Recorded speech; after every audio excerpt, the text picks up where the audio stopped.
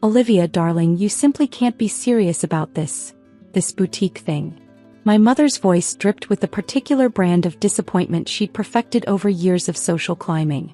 She stood in my newly leased storefront, her Hermes scarf artfully draped despite the summer heat, looking at my carefully curated collection of designer consignment pieces as if they were rags.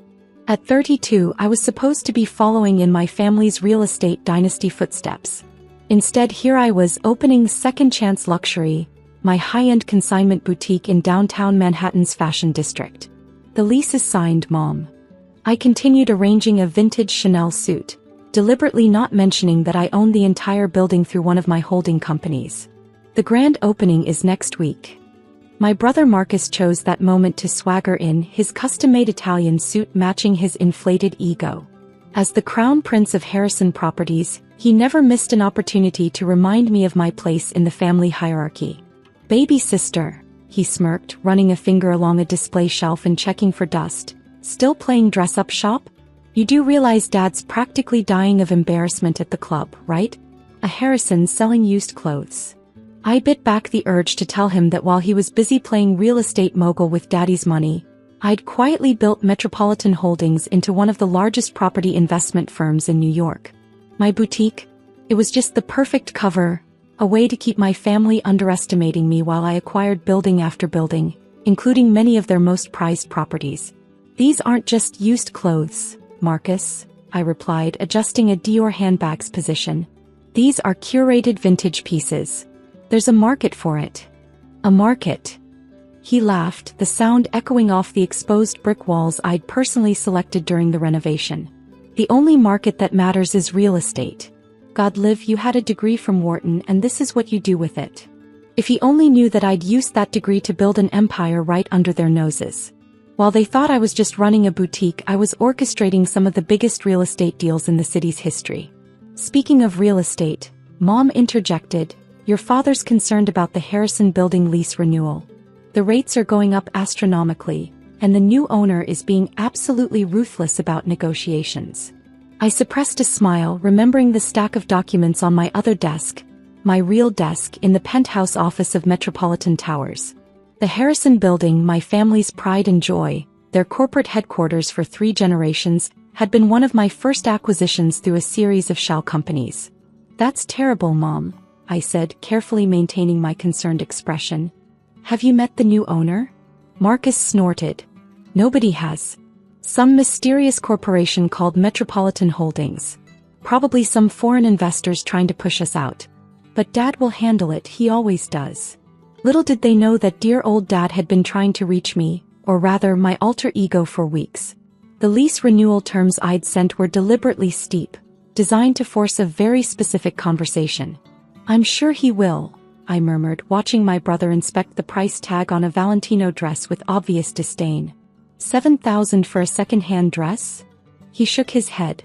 This is embarrassing, Olivia. You're a Harrison. We build empires, we don't play shopkeeper. The irony of his statement almost made me laugh out loud. While they were focused on their handful of premium properties, my empire had quietly grown to encompass over 70% of Manhattan's prime commercial real estate, including, as of last month, the building that housed my brother's favorite restaurant, the hotel where my parents hosted their charity galas, and yes, the prestigious Harrison building itself. Remember when you were little? Mom sighed, touching a silk scarf with perfectly manicured fingers. You used to come to the office with your father learning about property values and market trends. Now look at you. I did remember. I remembered every lesson, every principle, every strategy they taught me.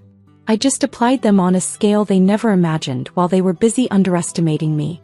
The lease meeting is tomorrow, Marcus announced, checking his Rolex. Dad's getting the board together. We'll show these Metropolitan Holdings people that nobody pushes the Harrisons around. My phone buzzed, a text from my real estate director about tomorrow's meeting. Everything was in place. After 5 years of careful planning, it was finally time to reveal who really owned their precious empire. Good luck with that, I said softly, watching them leave my little boutique, neither of them noticing the small Metropolitan Holdings logo discreetly etched into the corner of the front window. Mom paused at the door. Darling, it's not too late to come back to the family business. Your father could still find a place for you. If they only knew that tomorrow, they'd be the ones looking for a place in my business. Later that evening in my penthouse office atop Metropolitan Towers, I reviewed the lease documents one final time. The boutique security cameras streamed on a side monitor, force of habit from years of maintaining two separate lives. My assistant, Kate, entered with a fresh cup of coffee and tomorrow's schedule. The Harrison Properties board will be here at 9 a.m. sharp, she reported, a hint of anticipation in her voice. Your father's assistant called 3 times today trying to reach Mr. Metropolitan about negotiating the terms. I smiled at the assumption that I must be a man. Let them keep guessing.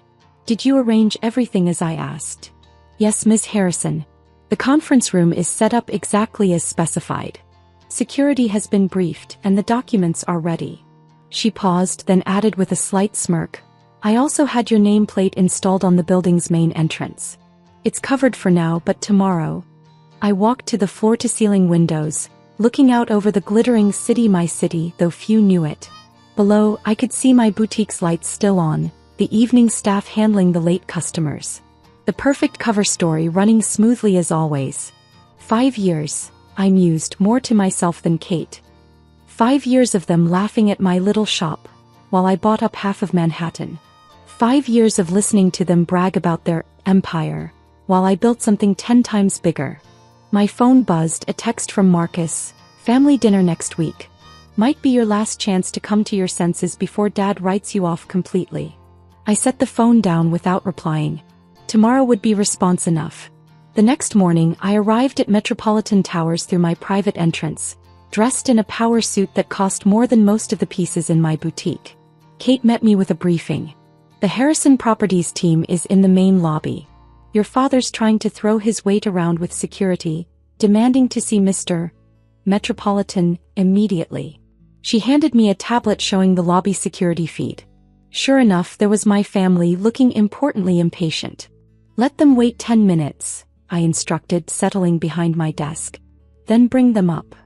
I watched on the monitor as my family was finally escorted to the executive floor. Marcus was practically strutting, Dad had his negotiation face on, and Mom was examining everything with her usual air of entitled criticism. The security feed showed them entering the outer office area, where Kate met them with perfect professional courtesy. Welcome to Metropolitan Holdings. Please follow me. This is ridiculous, I heard my father's voice through the door. We're the Harrisons. We don't wait in lobbies or play games with mysterious owners. Mr. Harrison, Kate replied smoothly, I assure you Arcio has been looking forward to this meeting. The door opened and they filed in, freezing in their tracks as they saw me seated at the massive desk, the city skyline behind me, the Metropolitan Holdings logo prominent on the wall. Olivia. Marcus sputtered, his composure cracking. What are you doing here? Where's the owner? I stood slowly, enjoying the moment I'd waited 5 years to experience. You're looking at her. Welcome to my office. This is absurd, Dad started, his face reddening. Stop playing games, Olivia. This is a serious business meeting. Oh, I'm quite serious. I pressed a button and the wall screens lit up with property portfolios, dozens of buildings, all owned by Metropolitan Holdings. While you were busy mocking my boutique, I was building this. Every major property deal in Manhattan for the past 5 years? That was me. The mysterious buyer who outbid you on the Riverside development? Me. The foreign investors who bought the Harrison building? Also me. Mom sank into one of the visitor chairs, her perfect composure finally cracking. But your little dress shop was the perfect cover, I finished for her. Who would suspect the family disappointment with her little boutique was actually orchestrating billion-dollar real estate deals? While you were all busy feeling superior, I was quietly buying every prime property in the city, including most of yours. Marcus lunged forward, snatching up the lease agreement from my desk. His hands trembled as he flipped through the pages, his face growing paler with each section. These terms, the acquisition clauses, you're not just raising our rent. You're forcing us to sell. Clever of you to notice, I replied, standing to face them. You see, the Harrison building isn't just your headquarters, it's your primary asset. With the new lease terms, you'll either have to sell or bankrupt the company trying to pay the rent. And guess who has the first right of purchase? Dad slammed his fist on my desk, his face purple with rage. You can't do this to your own family. We gave you everything. Everything. I laughed softly, pulling up more screens showing my property portfolio.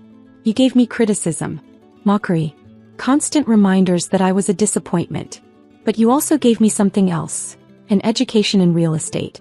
I just applied it better than you ever imagined. The boutique. Mom whispered, realization dawning. All those society women coming in to sell their designer pieces were the perfect source of information, I finished.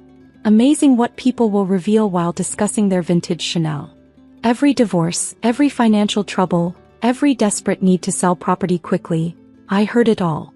Information is power, and my little shop gave me more insider knowledge than all your country club connections combined.